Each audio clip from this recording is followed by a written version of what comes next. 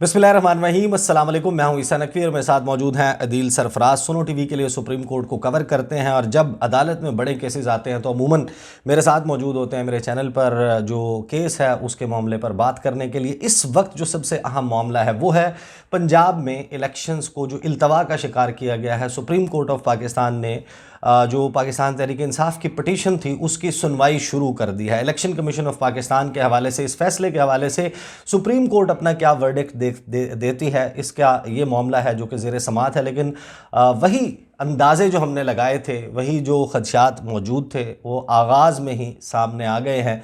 मुस्लिम league नवाज़ ने कुछ ख़बरें चलवाई थी ज़राए से, अपने जो बीट रिपोर्टर्स हैं उनको ज़राए से ये ख़बरें फीड की गई थी कि हम सोमवार से इमरान खान साहब की सहूलतकारी कोट एंड कोट उनके हैंडलर्स को बेनकाब करने जा रहे हैं।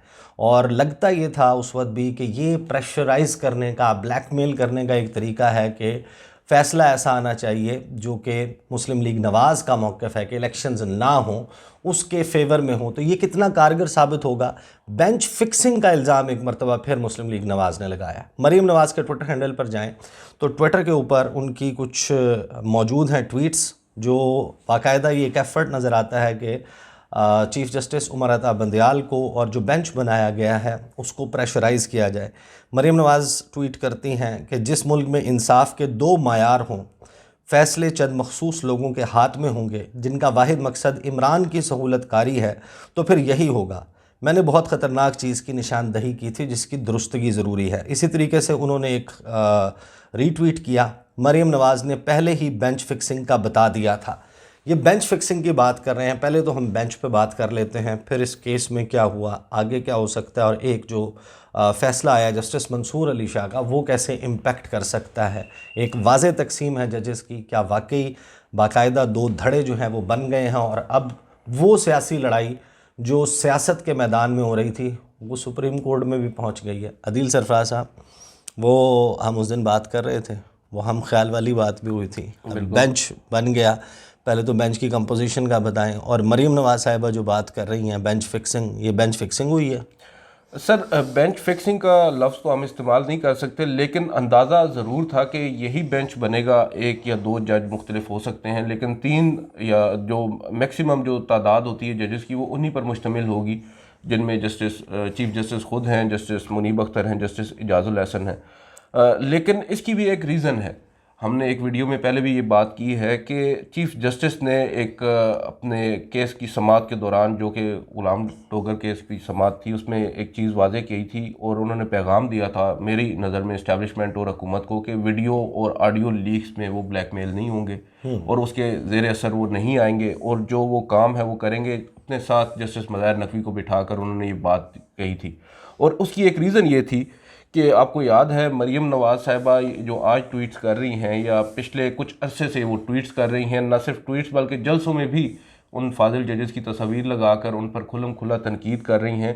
तो चीफ़ जस्टिस को ये शायद लगा कि मुझे अपने लोगों के साथ खड़ा होना चाहिए और इनका तहफ़्फ़ुज़, क्योंकि वो हेड हैं उस इदारे के, तो उन्होंने नहीं तो मरियम ओपनली कोर्स कर रही हैं, बिल्कुल वो कोर्स कर रही हैं। और चीफ जस्टिस ने लास्ट वीक तो गिव इन नहीं किया उनकी इस आप कह सकते हैं इस कैंपेन को, उन्होंने इसके आगे हथियार नहीं डाले और अब आकर जो आज उन्होंने बेंच तश्कील दिया है उसके ऊपर जो एक बात हो रही है कि चीफ जस्टिस ने जो बेंच तश्कील दिया है इसके ऊपर अब जो हुकूमत की जानिब से तनकीद की जा रही है, मरीम नवाज़ की जानिब से तनकीद की जा रही है, इससे ये बात सामने आ रही है कि शायद वो लोग ये चाह रहे हैं कि इतना ज़्यादा रिडिक्यूल कर दिया जाए कि मामला अगर हमारे हक में नहीं भी आता फ़ैसला तो कम से कम बयानिया बन जाएगा हमारे लिए बेचने के लिए कि देखो ये लोग हमारे। बिल्कुल। लेकिन बुनियादी सवाल तो इलेक्शंस का, इलेक्शंस जो हैं 90 दिन में करवाने के मामले के ऊपर है। इसका मतलब ये है कि अब एक वाज़ेह तकसीम है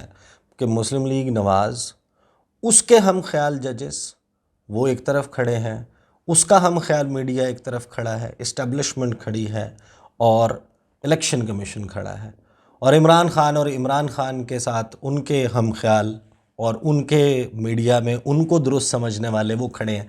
मामला आइन का है, 90 रोज़ का है।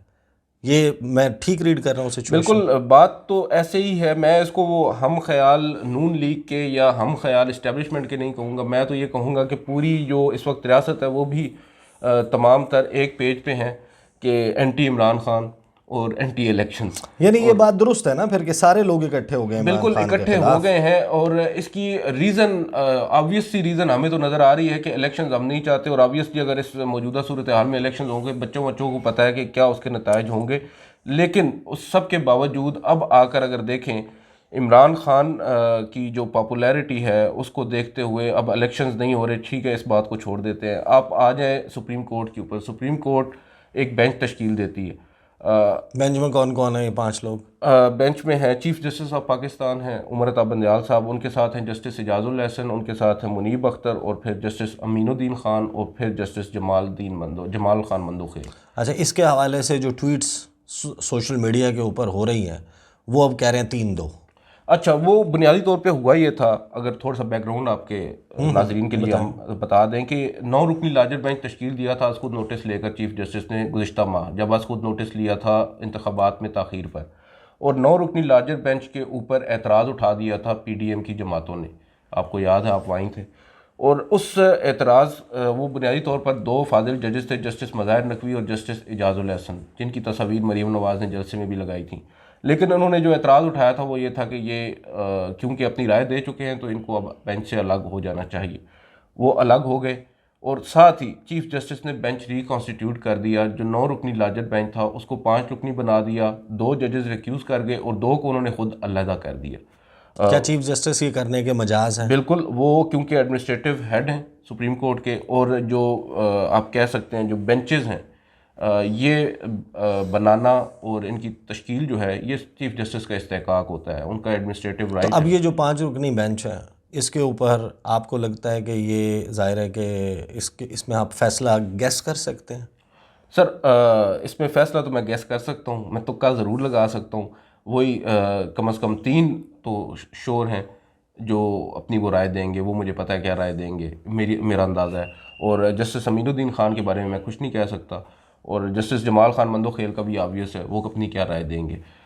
बात ये है जब इतना ऑब्वियस हो जाए, एक तरफ 3 से 4 हम इसमें ऑब्वियस वाली क्या बात है भाई? अगर आइन में लिखा हुआ 90 रोज में इंतखाबात करवाने हैं, वो बात नहीं, मैंने तो वो अपनी कौन वीडियो सी में ऐसी चीज का सहारा ये बात मैंने अपनी वीडियो में भी की है, बल्कि कामरान साहब हमारे आपके पुराने दोस्त, उनके साथ एक वीडियो में अभी भी दोस्त है मुझसे पुराने, आप उनको जानते हैं, वो उनके साथ मेरी वीडियो में यही बात हो रही थी, और मैंने यही बात की थी कि अब देखें अब मामला ऐसा हो गया है कि आप अगर एक राय देंगे तो मैं तो उससे इख्तिलाफ करूँगा।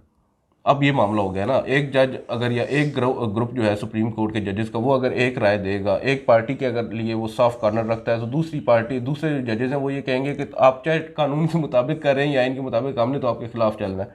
ये केस जो है इसमें मैंने शायद आपके वीलॉग के ऊपर ही मैंने ये कहा था कि ये जो फैसला है ये कभी भी इसमें तकसीम नहीं हो सकती बेंच में, याद होगा आपको। मैंने कहा था कि ये 5-0 से ही आ सकता है। इसकी एक रीज़न ये है कि आइन के अंदर दर्ज है कि 90 रोज में इंतखाबात होने, कैसे डिविएट कर सकते हैं। लेकिन जो लोग मेंटेनेबिलिटी के ऊपर भी क्वेश्चन उठाते हैं, मैं यही कह रहा हूँ, जब वो 2 फाजिल जजेस जो वो भी दरअसल दूसरे कैंप की साइड ले रहे हैं ना। बिल्कुल ले रहे हैं। अब आज तो साबित हुआ है मेरिट्स के ऊपर अगर वो नहीं कर सकते, बात यह है कि अगर मेरिट्स के ऊपर मैं आपके साथ एतराज़ नहीं कर सकता क्योंकि मेरे पास आइनी या कानूनी जवाज़ नहीं है, तो मैं फिर तकनीकी नुक्ता ढूंढ के उस पर एतराज़ करूँगा, तो इसका मतलब तो यही है ना, ये इख्तिलाफ बराए इख्तिलाफ है।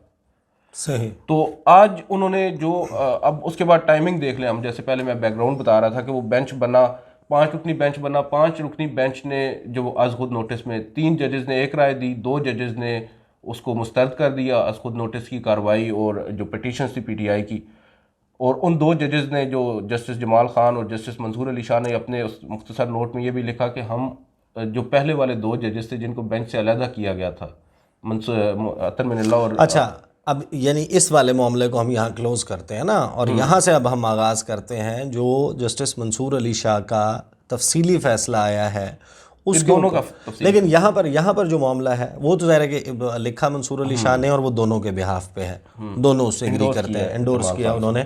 ये जो मामला है कि अभी ये जो 5 रुकनी बेंच है उसमें इस वक्त राय अमूमी ये नज़र आती है कि इलेक्शंस की तरफ बढ़ने का अहकामात दे सकती है सुप्रीम कोर्ट। लेकिन ये during the run of the course during the course of the time and run of the case पता चलेगा, रोज़ाना की बुनियाद पे समाअत होगी, सारे मामले को देखते रहेंगे। और यहाँ से अब हम दूसरी वीडियो का आगाज़ करते हैं।